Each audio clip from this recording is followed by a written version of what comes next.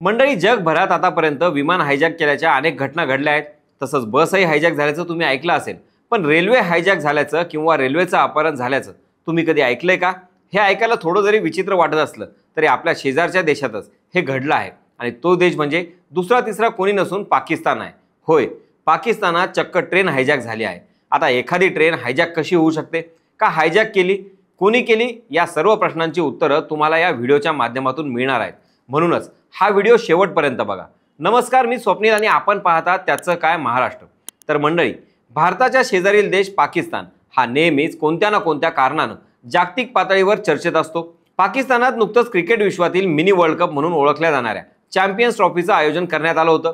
या दरम्यान अनेक विचित्र घटनांनी पाकिस्तान चर्चेत होता. आता ही स्पर्धा संपताच पाकिस्तानवर एक प्रकारे नवं संकट उभं राहिलंय. कारण पाकिस्तानातील बलुचिस्तान प्रांत मंगळवारी एका मोठ्या हल्ल्यानं हादरला. पाकिस्तानातील क्वेटाहून पेशावरला 500 प्रवाशांना घेऊन जाणाऱ्या जफर एक्सप्रेसचं गदालार जवळ बलुचिस्तान लिबरेशन आर्मीतील बंडखोरांनी अपहरण केलं. त्यांनी अंदाधुंद गोळीबार करून एका बोगद्याजवळ रेल्वे गाडी थांबवून तिचा ताबा घेतला. तसंच BLAनं दावा केला की गाडीच्या सुरक्षेसाठी तैनात 20 सैनिकांना गोळ्या घालून ठार मारलं, तर 150 सैनिकांना रस्त्यातच बंदी बनवलं. ते सुट्ट्या संपवून पेशावर कॅन्टला परतत होते. तसंच महिला व मुलांना सोडून दिलं. बलुचिस्तान पोलिसांनी दावा केला की 35 लोकांनाच आपल्या ताब्यात ठेवलं आहे. उर्वरित 80 जणांची सुटका करण्यात आली. आता या घटनेनंतर पाकिस्तान पूर्णपणे हादरून गेला आहे. पण चक्क रेल्वे हायजॅक करणारी ही बलुचिस्तान लिबरेशन आर्मी आहे तरी काय, आणि त्यांच्या मागण्या काय आहेत हे देखील जाणून घेणं गरजेचं आहे. बलुच लिबरेशन आर्मी ही एक बंडखोर आणि सशस्त्र फुटीरतावादी संघटना आहे, जी पाकिस्तानच्या बलुचिस्तान प्रदेशात बऱ्याच काळापासून सक्रिय आहे. अफगाणिस्तानच्या सीमेला लागून असलेल्या या प्रांतातील लोकांचा असा विश्वास आहे की त्यांना संसाधनांचा फायदा मिळत नाही. बलुचिस्तानचं स्वातंत्र्य आणि त्यांच्या संसाधनांवरती बलुच लोकांचे हक्क प्रस्थापित करता येतील. ही संघटना एक दहशतवादी संघटना मानली जाते आणि ती प्रामुख्यानं पाकिस्तानी लष्कर, सरकारी आस्थापनं आणि चीनी गुंतवणूक प्रकल्पांवरती विशेषतः CPECवर हल्ला करते. पाकिस्ताननं 2006 मध्येच BLAला दहशतवादी गट घोषित केलं. याशिवाय बलुचिस्तानच्या स्वातंत्र्याची मागणी करणारे बलुचिस्तान रिपब्लिकन आर्मी आणि लष्कर ए बलुचिस्तान सारखे अनेक गट आहेत. आता या संघटनेच्या इतिहासाबद्दल बोलायचं झालं तर 1947 मध्ये जेव्हा पाकिस्तानची स्थापना झाली तेव्हा बलुचिस्तान एक स्वतंत्र राज्य होतं. परंतु 1948 मध्ये पाकिस्ताननं ते जबरदस्तीनं आपल्यात समाविष्ट केलं. बलुचिस्तानचे लोक त्यांच्या राजकीय आणि सांस्कृतिक ओळखीसाठी संघर्ष करत होते. 1970च्या दशकात बलुच राष्ट्रवादींनी पाकिस्तानपासून वेगळं होण्याचा अनेक वेळा प्रयत्न केला. 1970 मध्ये पाकिस्ताननं एक मोठी लष्करी कारवाई सुरू केली आणि अनेक बलुच नेते आणि समुदायांचा छळ करण्यात आला. मग अनेक बलुच गटांनी सशस्त्र बंडाचा मार्ग निवडला. पाकिस्तानपासून वेगळं होऊन स्वतंत्र बलुचिस्तान निर्मितीची या BLAची मागणी आहे. बलुचिस्तान लगत चीनचा CPEC प्रोजेक्ट आहे. सुमारे $500 अब्ज या प्रकल्पास बलुच लष्कराचा विरोध आहे. ग्वादर पोर्टवर स्थानिक बलुच लोकांना संपवण्याचं कारस्थान सुरू असल्याचं त्यांचा आरोप आहे.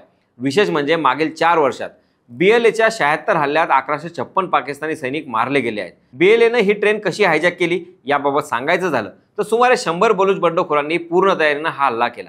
या हल्ल्यासाठी BLAनं त्यांचे सर्वात घातक बंडखोर माजिद ब्रिगेड आणि फतेह स्क्वॉडला तयार केलं होतं. हे उघड झालं आहे. जफर एक्सप्रेस क्वेटा ते पेशावर 1600 किलोमीटरचा प्रवास अंदाजे 30 तासात पूर्ण करते. क्वेटा येथून निघालेल्या ट्रेनवर सुमारे 150 किलोमीटर प्रवास केल्यानंतर BLAनं हल्ला केला. याचं कारण म्हणजे हा BLAचा एक मजबूत किल्ला आहे. इथं 17 रेल्वे बोगदे आहेत. यातील बोगदा क्रमांक 8 सुरू होताच हल्ला करण्यात आला. अत्यंत खडकाळ डोंगराळ प्रदेशामुळे इथे रेल्वे गाडीची गती डेड स्लो म्हणजे अत्यंत मंद केली जाते. हल्ल्याचं नियोजन अत्यंत अचूक केलं गेलं.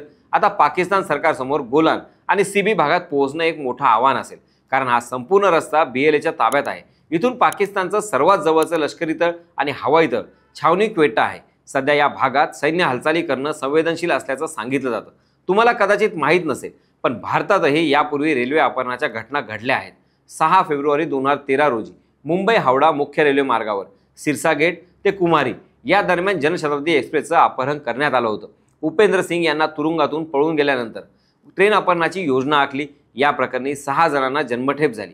यापूर्वी 2009 मध्ये जहाल नक्षलवादी नेता चक्रधर महतो याच्या आदेशावरून 300 ते 400 नक्षलवाद्यांनी जंगल महल इथं भुवनेश्वर राजधानी एक्सप्रेसचं अपहरण करत शेकडो प्रवाशांना बंदिस्त केलं होतं.